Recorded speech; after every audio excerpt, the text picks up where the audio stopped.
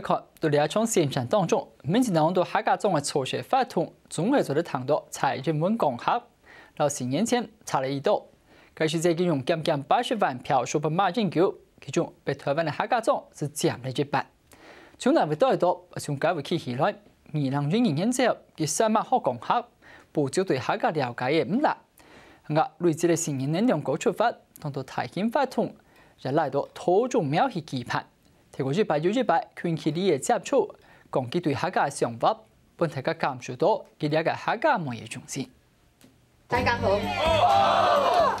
係蔡英文，我係客家妹。聽眾為上網代表，推動客家語言和文化，創造客家嘅客家嘅文化嘅形態。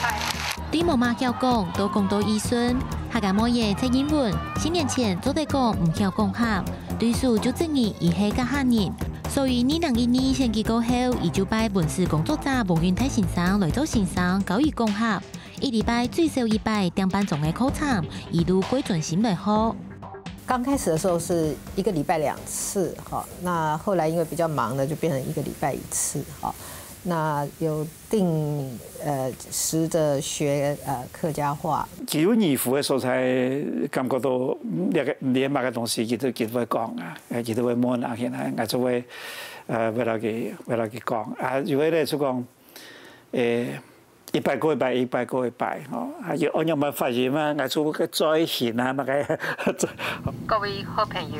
大家好，我係蔡英文，8年半快樂。無論喺苗栗貴屬歡迎嘅粉絲團，也係見許多客家總措施派通嘅支持公演，一路會講集團嘅合法，就會愛強減客家縣民嘅心，希望北部嘅客家鄉親為韓國認識民進黨支持言。伊也有當然特別提醒大家講吼，